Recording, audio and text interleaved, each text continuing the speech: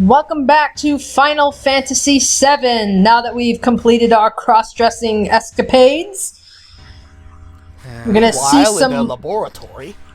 No, this or is this like a conference room? This is President Shinra's office. Yeah. This is an office. Huh. It's one hell of an office, I can tell you that much. Yeah, so much office space. Shinra's compensating for something. All right, so here are the first two of the Shinra employees that we get to meet. So the guy in the blue there, that is Reeve. You know, like you said, he's the head of the the urban development and everything. He's basically in charge of public safety. The that guy that looks like a young Santa Claus in the green, that is Heidegger. Heidegger, he's actually the guy in charge of the Turks. Isn't he in charge of basic military actions in general? He's one of the people that's, more or less the military, yeah. There is another employee that we do meet later on that, is in charge of specifically the weapons. Oh yeah, the witch, as I call her. Yeah, we'll get to her in a couple of videos. But yeah, Heidegger's military and specifically the Turks.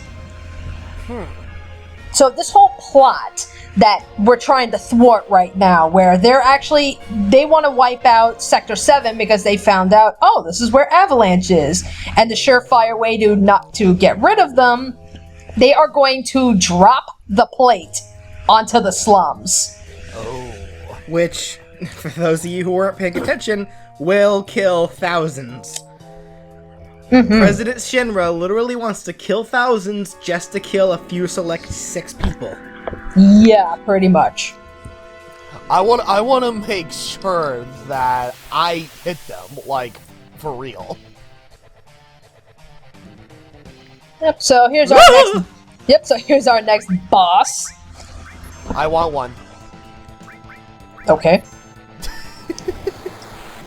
No. Yeah, so this guy, he does tsunami abilities and everything. Not only will those hit you, Cloud, Tifa, and Aerith, it will also hit him. Nah, dumbass. Huh. Okay. Yeah, so, the guy, for whatever reason, is going ahead and, it may hurt me, but it'll hurt you guys too. He probably wants to end his own existence. Do you see what he is? What am I? Now, when you see him pounding his chest, that tells you that the tsunami is coming from behind him, so he will, of course, take more damage than you do.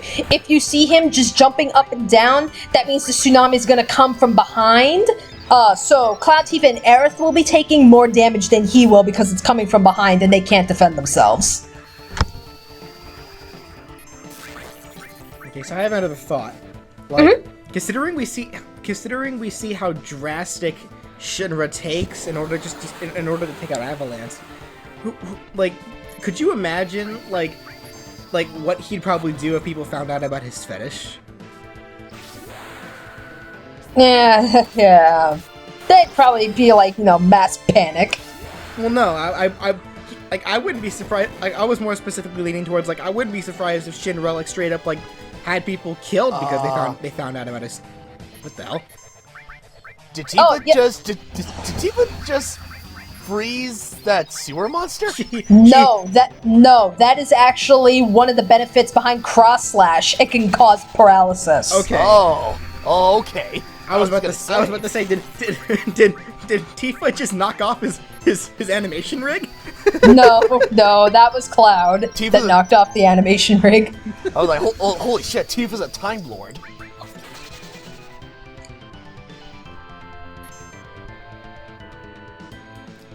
I imagine more likely than not, this guy ends up killing himself on multiple occasions.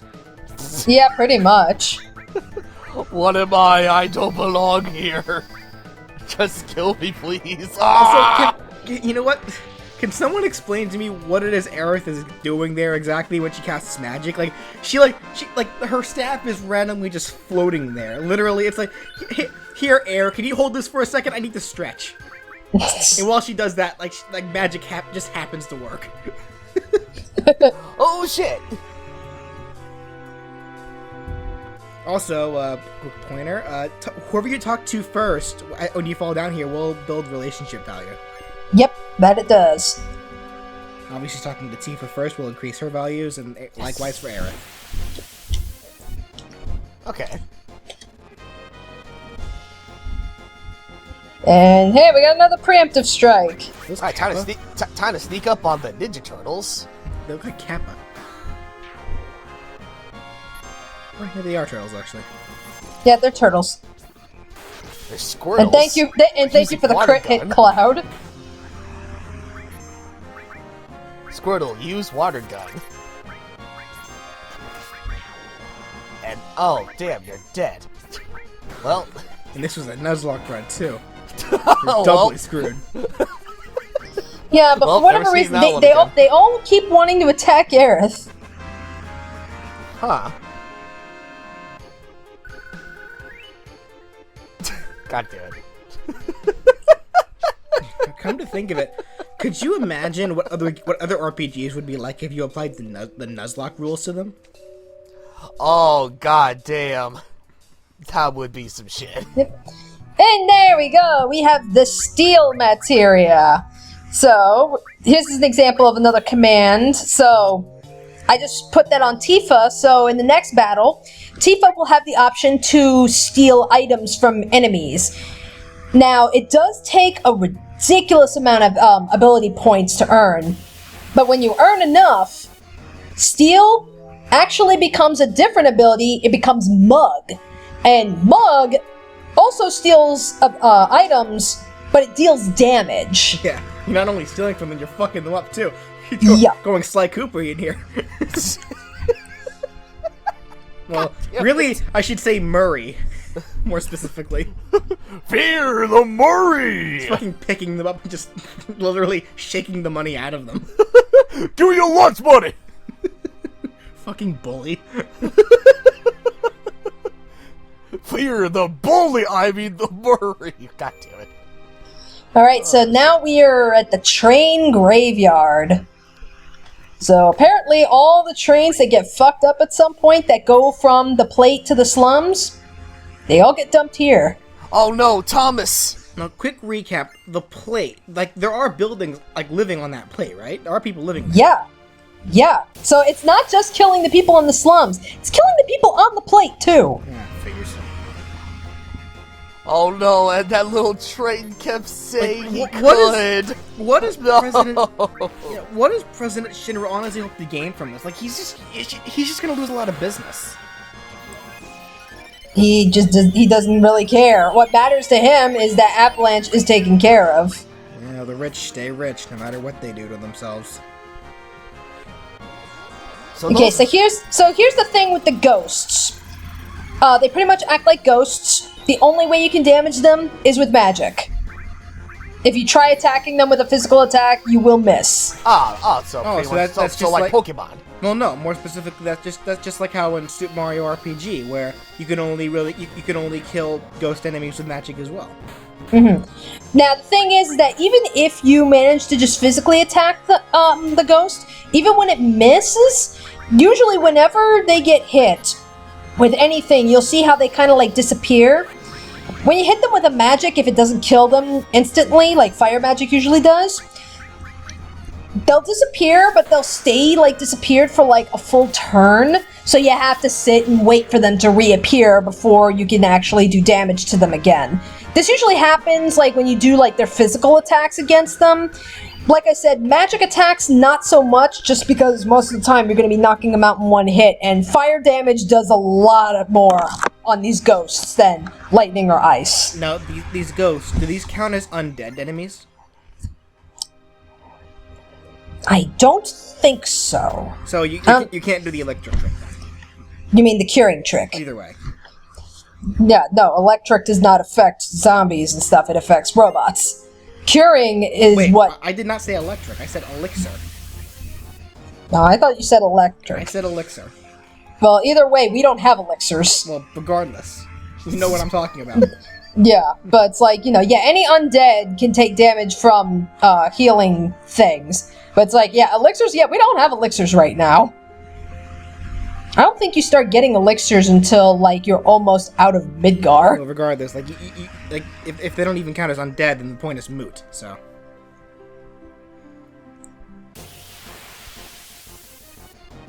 Fuck, what was I about to say? I have no idea. Something about electrifying No, elixirs. No. Ryan, I hate you. I'm gonna get all buzzed on these elixirs, man.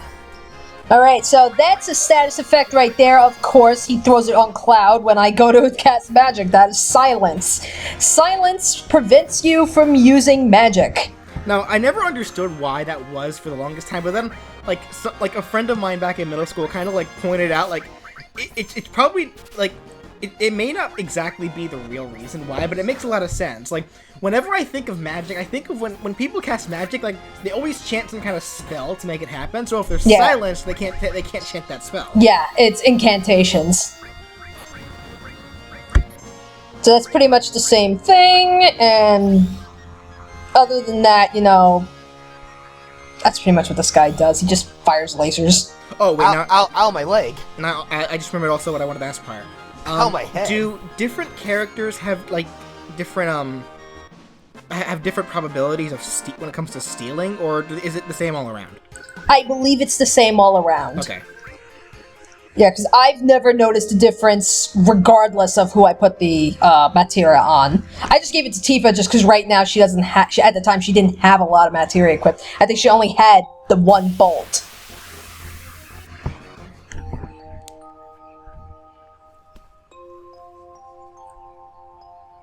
More ethers. It's like, yeah, when you check those barrels, that's just free items. Oh, okay. Yep, so... in order to get across, you actually have to go into the trains. So you got to go to this one first. Oh, thank God, this train is not dead. Yeah, how did just walking through the door make the train move? Because it moved the moment he stepped in. He didn't even have enough time to go to the front. Somehow this train is running on an automatic sensor.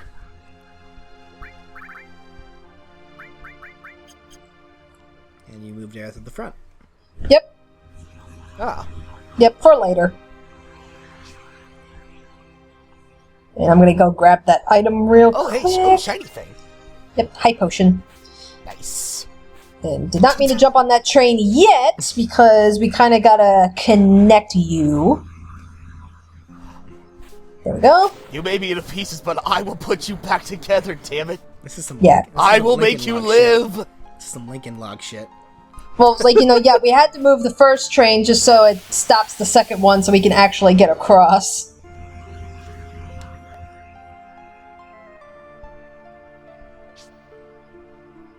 And that's it. That's pretty much the train graveyard, because it dumps us right at the train depot. Aw. Oh, okay.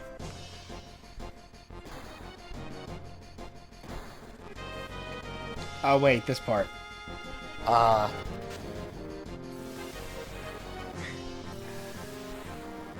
Gunfire and cussing must be Barrett. Who else wants some of this? Oh my God. Oh, there he is.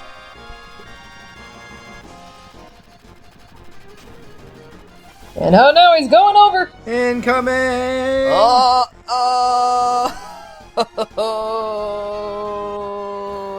oh. So he's dead, right? No, he's fine. Oh. See, he's moving. It's like, If Cloud can survive a fall like that, so can I, damn it.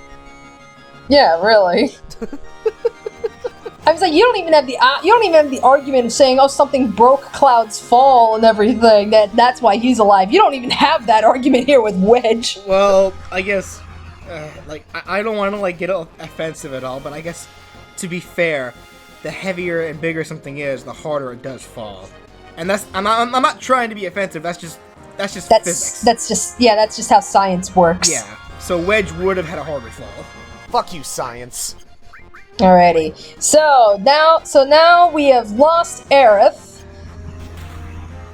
So all of the materia that she has equipped is unequipped, so just go on ahead and equip everybody. Wait a second, hold on. What What if like that was the real reason why Cloud lived that fall? Because he's so fucking scrawny. God damn it! Science! What have you done? PJ. Alrighty, and yeah, and these are propeller enemies. These are the only enemies that you will be coming across when you climb up this pillar. And thank you, Tifa, for stealing a potion off of them. Aw, man, you jerk! You broke my propeller. Hand. Thing. That's okay. I mean, he'll still try and attack you regardless. It Well, seems yeah. really convenient to fly with too. Like you lose, it's like you lose use of one of your arms when you're using it. The only person I can think of who could pull off something like that is Paragon. Well, she still needs to use one of her arms to use it, even then. Yeah. Oh, hi, Biggs. Yeah, so that's like... So, Biggs, I'm assuming, fell and landed on a railing. I think he got impaled. God. I don't know. Like, did he get impaled or did he hit the railing? Either way, ow! He's fucking dead. Yeah, I mean, that's like... Jesus. I can't tell you how many times, like, at work that... You know, I'll be moving, like, I'll have a big sheet tray in my hand, and I'm like, you know, maybe I'm moving something into the freezer, and then, like, you know, I bump into something, and it hits me, like, right in the diaphragm, and, you know, you lose, you know, you get winded for a second, because it's like, oh, God. That's you practically knock all of the wind out of your diaphragm in that Oh, one moment. Oh my God. so that's where it's like, Biggs, how are you fucking conscious? I don't know. Better question: how did he land on that? How did he specifically land on that rail when there's clearly other rails above him? I don't know. Well, actually, you know what? Come to think of it, if you recall back earlier in the scene when they were first looking up at the tower, it looks like we saw Biggs down there fighting. So maybe I don't think he really fell. Maybe he was fighting down there, and he lost the fight, and then when like the final blow just caused him to like land on the rail. I don't know. Because I don't think he could have fallen and landed on that rail, because there are other rails above it. And that would, unless wind pushed him, which seemed a little odd. Which seemed a little like not unlikely. Oh, hi again, Reno. Just Barrett vibrating to him shooting his gun. God damn it, Barrett, you're the worst fucking shot ever. You didn't even fire any bullets. You're firing blanks. You're firing air. Alright, so here's our first battle with a member of the Turks. And watch out Now for this guy's special attack. Yeah, Here it is. the pyramid attack. So when you have somebody that is inside the pyramid, they cannot move. The only way to save them is to attack the pyramid itself. Like, fortunately, it only takes one hit to actually, you know, take the pyramid out. But I mean, it's like, again, it's one of those things, like, it's a beginner's trap. If you're playing this for the first time and you didn't know to take that pyramid out, eventually he will put the pyramid on everybody, and that's a game over. Oh shit. Now, Also, be mindful of his electromag rod, because that's a chance of paralysis. also, can you do this now, or is it later when you can steal like a really good item off of Reno? Later. Okay.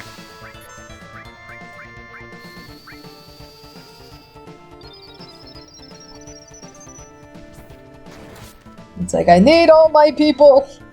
Now, can the pyramid at any point like disappear by itself after a while? No. It only disappears if you attack it. Okay. I like how in Tifa's 1-2 combo, like she punches, but then she does like a quick shin kick. Like she goes straight for the shins. Like, wow, Tifa, dirty fighter. She punches you in the face and then kicks your shins. Ow. Oh, my beautiful face. Oh, my shit. My beautiful shins. My beautiful shit. You fucking asshole. It's like, this guy really just loves trying to put Barrett in the pyramid. You should chill. Oh wait, hold on. We gotta think of a drug thing for ice. Hold on. Isn't isn't like crystal meth or something like commonly referred to as ice? Is it? I think so. Oh, I'm so iced right now. This is so cool. God damn it. Yeah, I know, right? I like how he just bumped into Tifa and caused her to spin. Like, what the hell? It was so unnecessary, but it was also really cool. Yeah.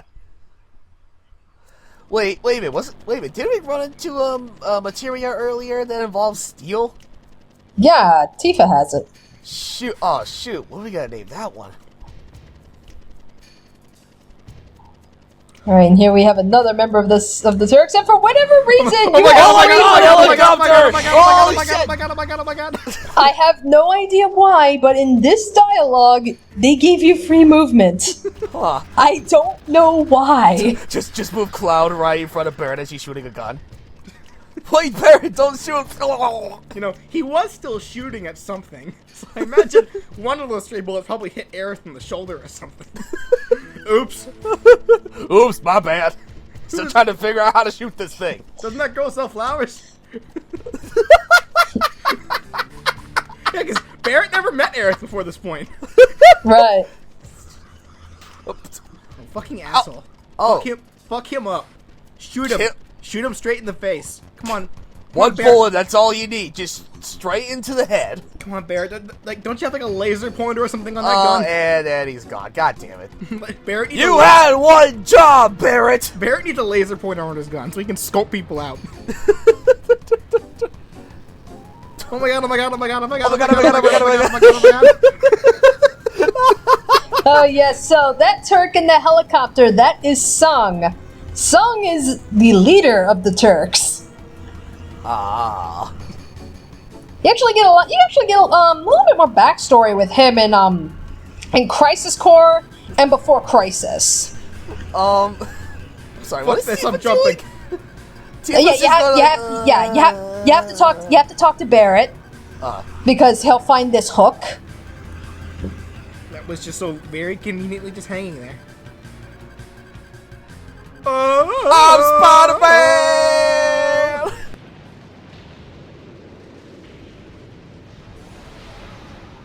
How many people died?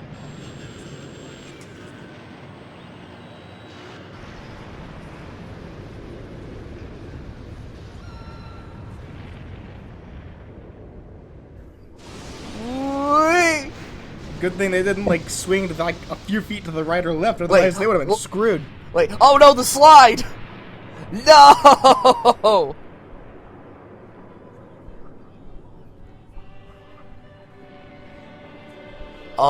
Oh god. And to make the moment even more sinister, let's play some opera music in the background. He's fucking getting off on this. He's like, must roleplay! Must roleplay this! This game is just a big fetish game. Bring me my robe and my crown. Wait. Oh thank god! The playground survived! Well, the playground is a part of Sector 6. I mean, it still got damaged. Oh no! Yeah, still got it. God damn it! Oh. Watch the kids come back to play there now. Oh god. Look, mommy, they added a new broken glass ride. I found a decapitated arm. See, yeah, this is where I hope. This is like one of those instances where I hope the remake, like the actors really give this justice. Because I mean, that's like, yeah, I mean, clearly, you know, Barret, he's angry, he's upset, because you know, Biggs, Wedge, and Jesse, they are all dead. This current moment in time, he thinks that Marlene's dead too. Right, and plus, you know, like we said, hundreds, if not thousands, of other innocent lives have been lost too. So I mean, that's like, Barrett's actor should freaking sell this scene here. And keep in mind, yeah, this is obviously Shinra's fault, but this was started because of Avalanche, so... Right. It's kind of one of those, like, he said, she said things.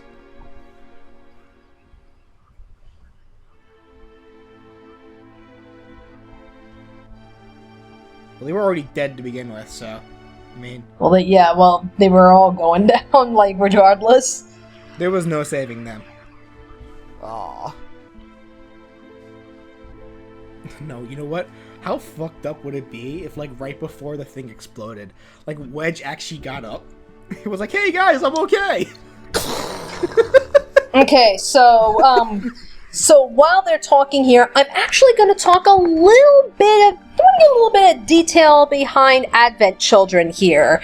Specifically, a character that was introduced in Advent Children. Now, mind you, this is major spoilers and such, but, you know, after Advent Children, there was an OVA that was actually based on a novella that gave off some backstory with this character, and it actually comes back right at this part of the game. So this is something I'm actually really curious as to what they're going to do with the remake, if they're going to make any reference to it.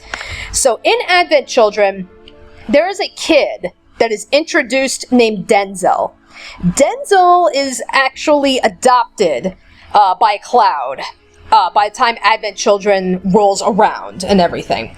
And, you know, the thing with Advent Children, they never really gave you any backstory behind this kid. It's just, this kid is here, Cloud adopted him, and we're supposed to give a shit about this kid. That's actually, that's a pretty big pet peeve of mine with the movie, is the fact that they introduced this kid and we don't know shit about him and we're supposed to care about him.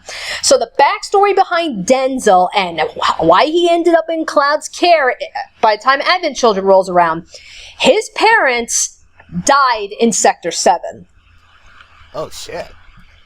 So, yeah, you know, they were living in the slums. They were actually, they actually had plans to move onto the plate. And then the pillar blew up, and it took his parents with him. Now, he does live with, another character whom, again, I will go more into later on, because spoilers. But, he does live with another character before he meets with Cloud.